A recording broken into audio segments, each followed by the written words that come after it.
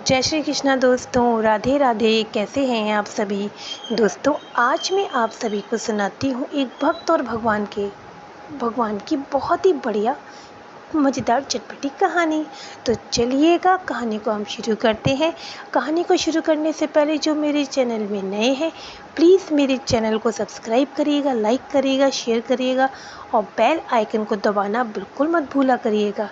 और प्लीज़ मेरी वीडियो कैसी लगी ये कमेंट करके ज़रूर बताया करिएगा और मेरी वीडियो को पूरा देखा करिएगा। तो चलिएगा कहानी को हम आगे शुरू करते हैं। एक बार की बात है, एक रामू नाम का एक लड़का था।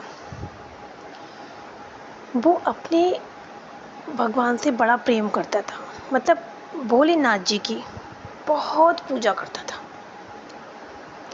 वो ज़्यादा वैसा नहीं था, मतलब वो सिर्फ उसका काम पता है क्या था, सुबह उठना, मंदिर जाना और मंदिर में ही रहकर पूजा करना और बस पूजा करना, भोलेनाथ जी की बस पूजा करना। और वो अपने माता पिता का अकेला लड़का था।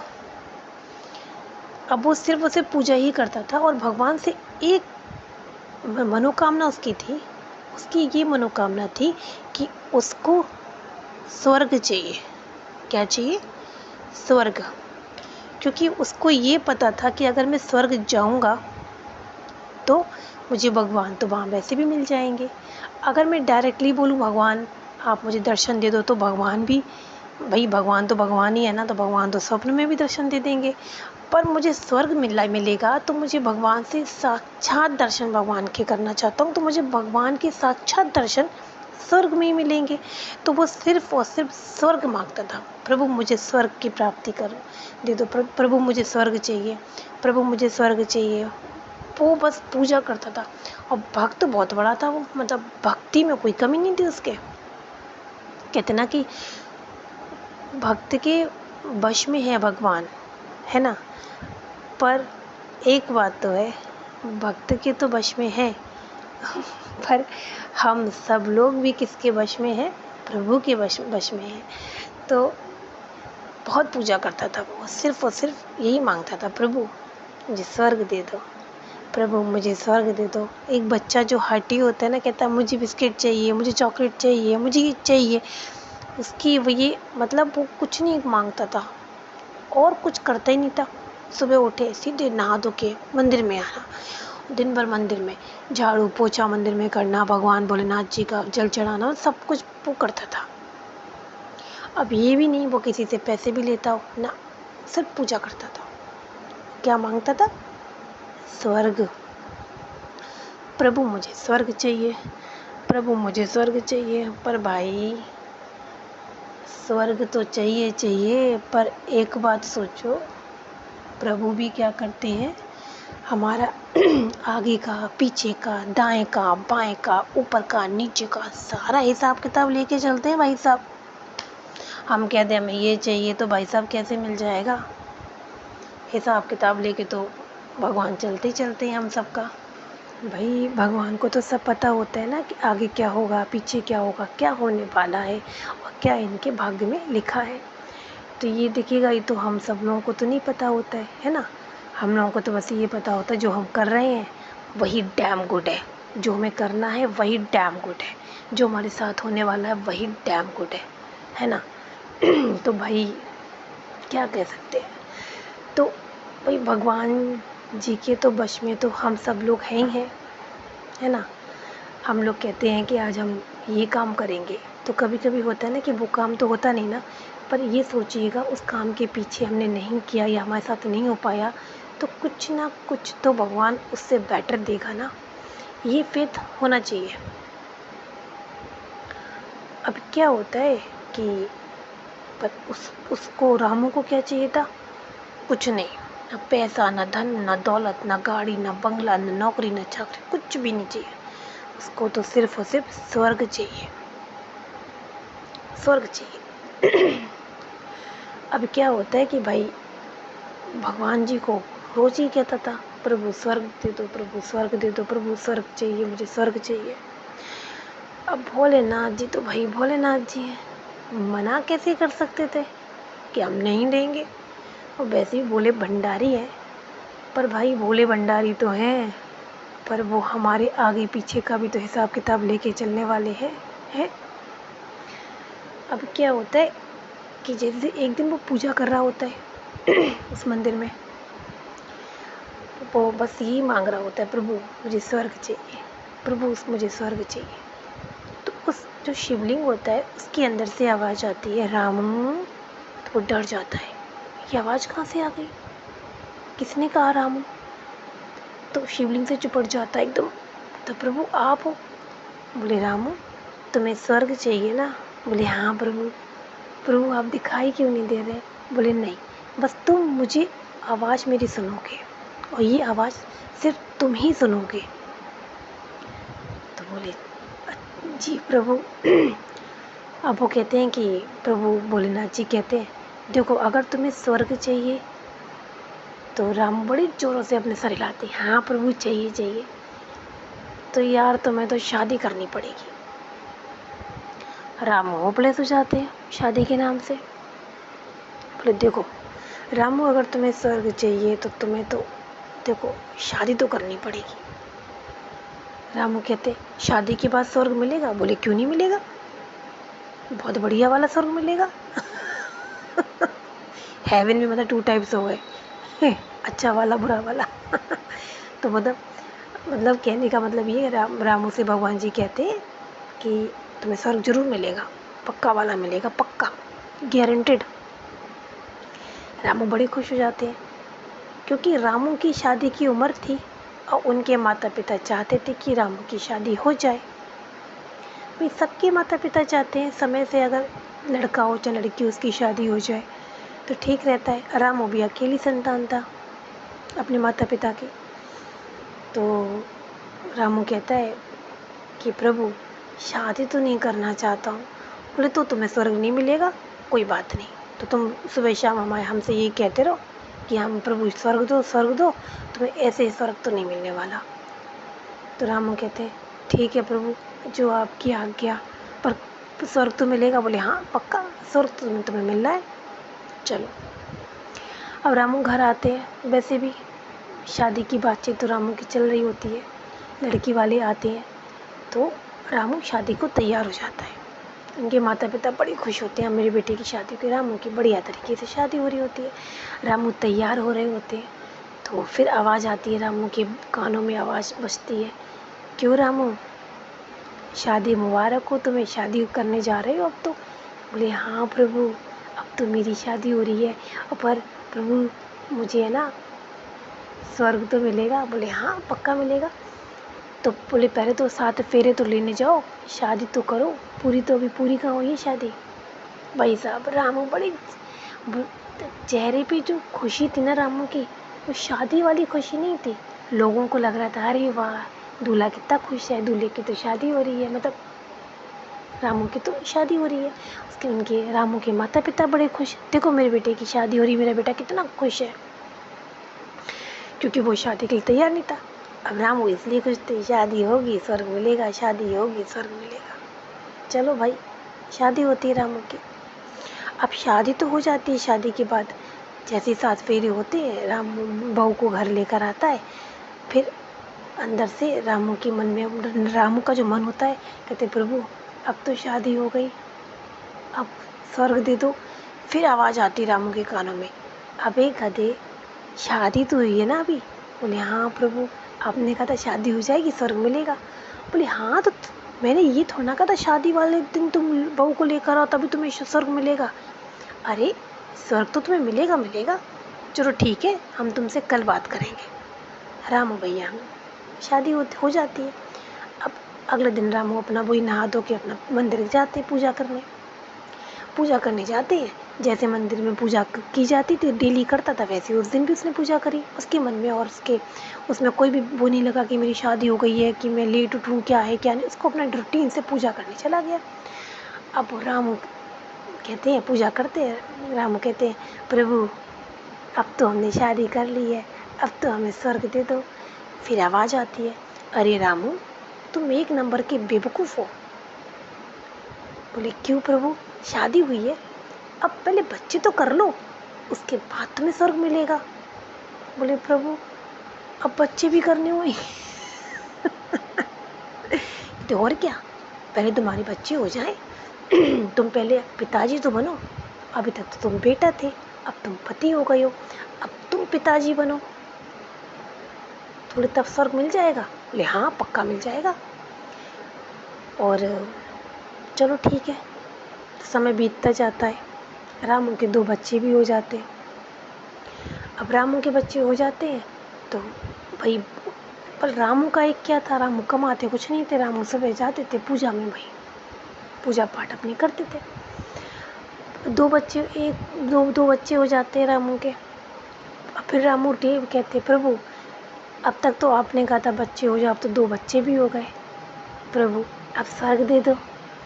तो प्रभु भोलेनाथ जी कहते आवाज़ आती है, अच्छा। बोले अरे रामू तुम्हारे 2 बच्चे तो हो गए, पर तुम 2 बच्चे को अपने पिताजी के ऊपर कब तक रखोगे। बोले मतलब। बोले अरे जाओ, पिताजी की तुम्हारी दुकान है। बोले हाँ, अब दुकान में तुम बैठना शुरू करो। तो रामू कहता है प्रभु मेरा दुकानदारी से समय मन नहीं लगता है। बोले अरे स्वर्ग चाहिए कि नहीं चाहिए। बोले हाँ प्रभु स्वर्ग तो मुझे चाहिए। तो जाओ पहले दुकान में बैठो, हिसाब किताब संभालो दुकान का, और तुम्हारे पिताजी बुजुर्ग हो गए, अब तुम अपना अब वो कार्यभार तुम करो, ठीक है, सही तुम्हें स्वर्ग मिल जाएगा। रामू हंसी खुशी मतलब हंसी खुशी रामू जाते, पिताजी से कहते पिताजी आज से दुकान मैं जाऊंगा, आप मुझे बता दो कैसे क्या करना है। पिताजी उनके बड़े खुश हो जाते हैं, रामू मेरा दुकान जा रहा है, रामू मेरा दुकान जा रहा है। रामू मतलब रामू घर गृहस्थी में पड़ गया, भाई 2 बच्चे हो जाते। तो पर वो पढ़े किसके लिए थे कि हमें स्वर्ग मिलेगा। अब भाई साहब रामू फिर रामू दुकान में चले जाते, हिसाब किताब करते हैं, पैसा भी आता है खूब, उनकी जो घर की समृद्धि थी खूब बढ़ती है, धन भी खूब आता है। रामू बड़ा अच्छा अपने दिमाग का यूज़ करते हैं, अच्छी दुकान चलने लगती है, उनके पिताजी माताजी उनकी पत्नी उनके बच्चे सब खुश होते हैं रामू से। अब क्या होता है, पर रामू एक बात कभी नहीं बोलते हैं, प्रभु हमें स्वर्ग कब मिलेगा, प्रभु मुझे स्वर्ग दो। अब रामू कहते हैं कि प्रभु दुकान भी संभाल ली, सब कर लिया, बच्चों के अच्छे स्कूल में एडमिशन भी हो गए, अब तो हमें स्वर्ग दे दो। बोले अरे रामू तुम्हें ऐसे कैसे स्वर्ग अभी दे दे। बोले क्यों प्रभु, आपने कहा था शादी करो, हमने शादी कर लिया, आपने कहा बच्चे करो, हमें बच्चे भी हो गए, आपने कहा दुकान चलो, दुकान भी मैं बैठने लगा, अब तो प्रभु स्वर्ग दे दो मुझे। बोले अरे रामू तुम्हें स्वर्ग मिलेगा तो तुम्हें गारंटी वाला स्वर्ग मिलेगा, पर यार पहले एक काम और करो, एक 2-3 काम बाकी हैं। बोले क्या प्रभु। अब ये बच्चों की शादी कर देना, बड़े हो जाएं बच्चे, तब तुम्हें स्वर्ग पक्का मिलेगा। रामू बेचारे बच्चे धीमे धीमे बड़े होते हैं, बड़े बड़े होते होते बच्चों की भी शादियाँ हो जाती हैं। अब बच्चों की शादियाँ हो जाती हैं, रामू उसी धुन में लगे रहते हैं, स्वर्ग चाहिए स्वर्ग चाहिए स्वर्ग चाहिए। अब क्या होता है, रामू फिर अपनी पूजा पाठ में लगते हैं, वो तो रूटीन था उनका। बस पहले ये था कि दिन भर मंदिर में रहते थे, अब ये था कि सुबह मंदिर जाते हैं, दोपहर में आके दुकान से मंदिर जाते हैं, फिर शाम को फिर दुकान से दोपहर में आके खाना खाने आता था रामू, मंदिर जाता था, नहा धो के फिर खाना खा के फिर दुकान निकल जाता, फिर शाम को आता था, फिर नहा धो के मंदिर जाते थे, फिर घर में खाना खाते थे। इस तरीके से रूटीन थोड़ा उनका इस टाइप का रामू का हो गया था। अब क्या करें, अब कुछ और भी चारा नहीं था, प्रभु की आज्ञा का पालन तो करना ही था ना। अब रामू के बच्चे भी बड़े हो जाते हैं, मतलब शादी वादी भी हो जाती बच्चों की। अब शादी भी हो जाती है, फिर रामू कहते हैं प्रभु अब मेरे बच्चों की शादी हो गई तो स्वर्ग दे दो। तो प्रभु कहते हैं हाँ हाँ स्वर्ग मिलेगा, अब तुम्हारी बेटी की भी शादी हो गई, बेटे की भी हो गई है, अब कम से कम भाई नाना और बाबा तो बन जाओ। बोले तब मिलेगा स्वर्ग। बोले हाँ भाई नाना भी बनो, बाबा भी बनो, ये भी तो सुख जरूरी है तुम्हारे लिए, और इसके बिना तुम्हें स्वर्ग कैसे मिल जाएगा, कि जिसके बिना नहीं मिलेगा। नहीं बिल्कुल नहीं मिलेगा। चलो भाई, धीमे धीमे समय बीतता है, रामू के माता पिता तो पहले ही गुजर जाते हैं, पर रामू बन जाते हैं नाना और बाबा। अब चलो रामू फिर मंदिर यही जाते, प्रभु मैं नाना भी बन गया, मैं बाबा भी बन गया, अब बताओ अब स्वर्ग कब दोगे, कब मिलेगा स्वर्ग, अब तो मुझे स्वर्ग दे दो प्रभु। तो भाई मिल जाएगा स्वर्ग, तुम चिंता क्यों करते हो रामू, तुम्हारा स्वर्ग का टिकट तो बिल्कुल ही पक्का हो गया है। अब वो पक्का ऐसे हो गया कि तुम बिल्कुल कहते ना कि फर्स्ट क्लास के टिकट में बैठ के स्वर्ग में आओगे। तो रामू खुश हो जाता है, पर भोलेनाथ जी कहते हैं पर इन अपने नाती पोतों को थोड़ा सा बड़ा होने दो, है थोड़ा सा इनको भी तुम्हारी ज़रूरत होगी। तो कहते हैं हाँ प्रभु वो तो है, पर मुझे स्वर्ग जल्दी चाहिए। बोले हाँ हाँ मिल जाएगा, टेंशन क्यों लेते हो, जब मैंने तुमसे कह दिया कि तुम्हारी फर्स्ट क्लास की टिकट पक्की है स्वर्ग की, तो क्यों टेंशन लेते हो, तुम्हारी एक सीट बिल्कुल भी रिजर्व कर दी है, चिंता मत करो रामू। रामू खुश हो जाते हैं, बेचारे रामू बूढ़े भी हो जाते हैं, कहते कहते स्वर्ग मिल जाए स्वर्ग मिल जाए रामू बूढ़े भी हो जाते हैं। अब नाती पोते भी उनके बड़े हो जाते हैं, खूब बड़े हो जाते हैं, इतने बड़े हो जाते हैं कि वो कमाने खाने के लायक हो जाते हैं। अब कमाने खाने के लायक हो जाते हैं, फिर रामू बेचारे बहुत बूढ़े हो जाते हैं। रामू मंदिर में यही कहते प्रभु अब तो नाती पोते हमारे बड़े हो गए हैं, अब प्रभु बड़े हो गए, अब तो हमें स्वर्ग दे दो। तो भाई भोलेनाथ जी कहते हैं अब बड़े हो गए ना, तब तुम इनसे भी एक काम करो रामू, अब तुम इनकी भी शादी कर दो। कहते प्रभु अब इनकी भी हम शादी करें। बोले हाँ, अपने पुत्र से कहो अब इनके लड़के के लिए अच्छी सी लड़की देखे तुम्हारे नाती के लिए, और अच्छा सा लड़की के लिए अच्छा सा वर देख ले नातनी के लिए। चलो भाई वो भी रामू करवा देते हैं शादी, नाती पोतों की भी शादी हो जाती है। पर भैया अब शादी हो जाती है तो रामू बेचारे जाते हैं मंदिर, तो उनका रूटीन था ही। भोलेनाथ जी से कहते हैं प्रभु अब तो नाती पोतों की भी शादी हो गई है, अब तो हमें स्वर्ग दे दो, हैं अब तो बुला लो हमें अपने स्वर्ग में, हैं प्रभु। तो भोलेनाथ जी की आवाज़ फिर निकलती, बोले रामू अब थोड़ी सी कहते ना कि जो सोने की सीढ़ी होती है वो तो चढ़ जाओ तुम्हें स्वर्ग तो पक्की टिकट है, और उसके बाद देखो तुम्हारे संग क्या होता है। अब रामू फिर चिंता में कि भाई फिर रहना पड़ेगा। अब उस बीच क्या होता है कि रामू की तबीयत भी बहुत ख़राब हो जाती है, वे बुजुर्ग थे, ठीक है बड़े बूढ़े भी हो गए थे। अब रामू क्या करते हैं, शादी तो नाती पोतों की हो चुकी होती है, साल 2 साल के बाद रामू के नाती पोतों के भी बच्चे हो जाते हैं। अब रामू जो बाबा बन गए थे अब पर बाबा कहलाए जाते हैं, है ना। लेकिन इस सब बीच में रामू का साथ किसने दिया, उनकी पत्नी में धर्म पत्नी ने रामू का पूरा साथ दिया। उन्होंने कभी क्वेश्चन नहीं किया कि भाई कि तुम क्या कर रही हो क्या नहीं कर रही हो, मंदिर में समय ज़्यादा बिताती हो, क्योंकि भगवान ने रामू को ऐसा कर दिया था, उस ट्रैक पे लाके खड़ा कर दिया था, उसी ट्रैक पे लेके जाते थे कि रामू को क्या करना है, रामू की जिम्मेदारी क्या है, ये सब भगवान उनको करवा रहे थे। रामू का कुछ मन नहीं था करने का। अब सोने की सीढ़ी चढ़ जाते हैं, ठीक, अब रामू सोने की सीढ़ी चढ़ जाते हैं क्योंकि उनके भैया भोलेनाथ जी ने कहा था रामू के भी नाती पोतों के भी बच्चे हो जाते। रामू सब अपने नाती पोतों के बच्चों का मुंह देख लेते। अब जैसे ही मुंह देखते भोलेनाथ जी के पास जाते, क्या चाहते, क्या कहते, प्रभु अब तो हमने देख ली, हमने तो अपनी एक नहीं, हमने तो 2-3 पीढ़ी तक हमने सब देख लिया, एक मैं, मेरा बेटा, मेरे बेटे का बेटा, उनका बेटा, 4 पीढ़ी तक प्रभु हमने देख लिया, हम कहाँ एक पीढ़ी देखने को तैयार भी नहीं थे। और प्रभु अब तो हमें स्वर्ग दे दो। प्रभु जैसा कहा आपने हमने वैसा ही किया। प्रभु अब तो हमें स्वर्ग दे दो। तो उस टाइम रामू के मन में फिर वो प्रभु की आवाज़ निकलती नहीं है, मतलब उस दिन शिवलिंग से आवाज़ नहीं आती है। तो रामू घबरा जाता है, बहुत घबरा जाता है।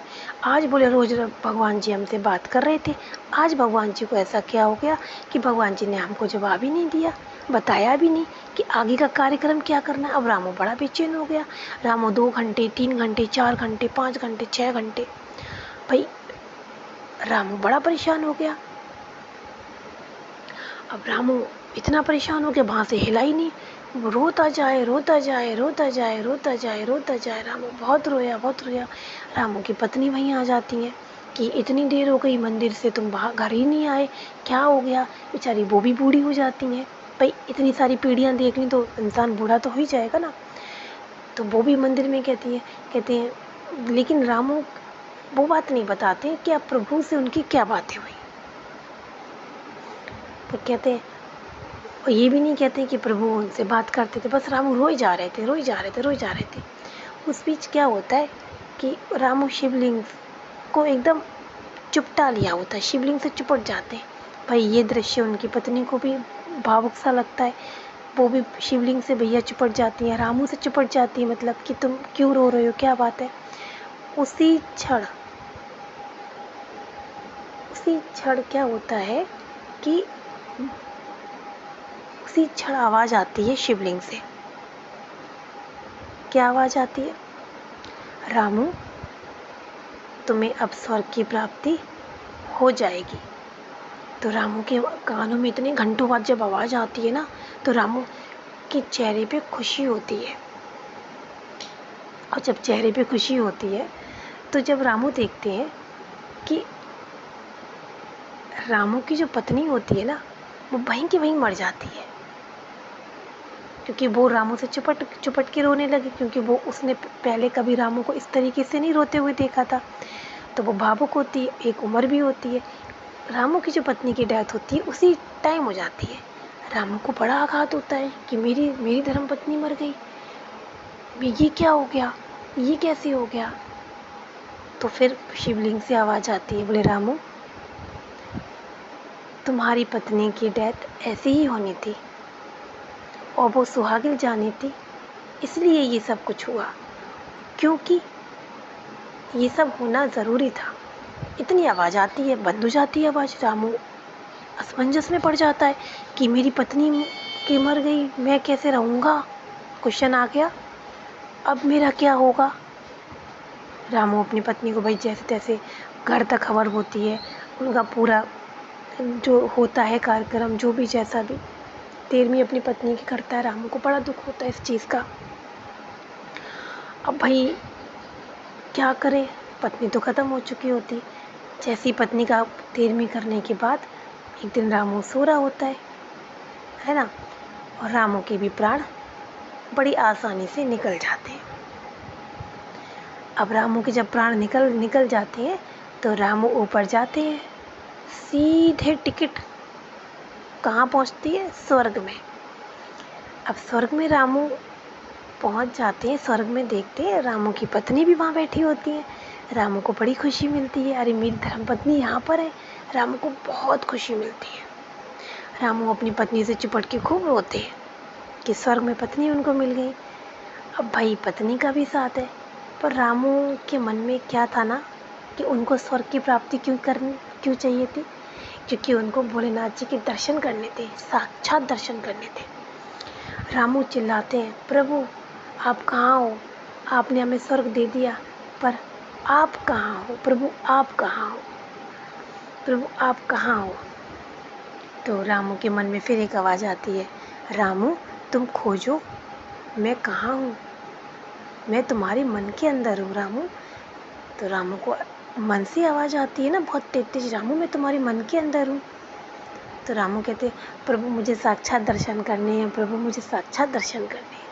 तब भोलेनाथ जी अपना जो कितना की जो रूप है पार्वती के साथ, भोलेनाथ जी दर्शन उनको देते। रामू इतना चुपट जाता है, इतना रोता है, बोले प्रभु इन दर्शनों के कारण आपने मुझे कितनी पीढ़ियों के दर्शन करवा दिए। और मतलब कि भाई कहते ना कि जो भगवान करता है हम कैसे अपने मन की कर लेंगे, कैसे कर सकते हैं? हम अपने मन की कभी नहीं कर सकते। हमसे जो करवाता है वो प्रभु करवाता है। तो ये तो साक्षात था ना कि रामू शादी नहीं कर रहे, शादी हुई, बच्चे हुए, बच्चों के बच्चे, उनके बच्चे रामू ने कहाँ एक पीढ़ी नहीं देखना चाह रहे थे, कहाँ 4-4 पीढ़ियाँ देख ली रामू ने। भाई अपने पिताजी को भी देखा तो 5 पूरी की पूरी हो गई। तो इस प्रकार से और पत्नी, रामू की पत्नी के भाग्य में था कि उनको स्वर्ग की प्राप्ति थी होनी थी, रामू की पत्नी को भी स्वर्ग की प्राप्ति होनी थी। तो अब इसलिए और रामू की पत्नी को सुहाग ले जाना था, इसलिए भगवान ने ये सब रचा हुआ भगवान का है, किसी का नहीं होता है, सब कुछ भगवान करता है। ये हम लोगों के मन के वहम होते हैं, अरे हम कर रहे हैं, हम जो करते हैं ना, देखिएगा जो करने का मतलब गलत चीज़ तो नहीं, ठीक है ना। हमको किसी अच्छा कार्य करने से खुशी मिलती तो मान के चलिएगा वो कार्य आप नहीं कर रहे हैं, वो कार्य भगवान ही आपसे करा रहा है। अब रामू के भाग में इतनी पीढ़ियों का सुख लिखा था तो रामू के भाग में था। अब बागी का लेखा जोखा, कर्म का लेखा जोखा कैसे कोई मिटा सकता है? रामू को स्वर्ग की प्राप्ति, रामू ने इतने अच्छे कर्म करे और भगवान के मतलब अनुसरण में रहा, भगवान को फॉलो किया। भाई जैसा भी जो भी है, गलत कार्य उसने नहीं किया, अच्छा कार्य किया। और देखिएगा पूरी की पूरी कहते ना इतनी पीढ़ियों का सुख भी ले लिया, सब कुछ कर लिया और एंड में अपनी पत्नी के साथ स्वर्ग की प्राप्ति भी रामू को हो गई। तो भगवान जो करता है अच्छा करता है ना।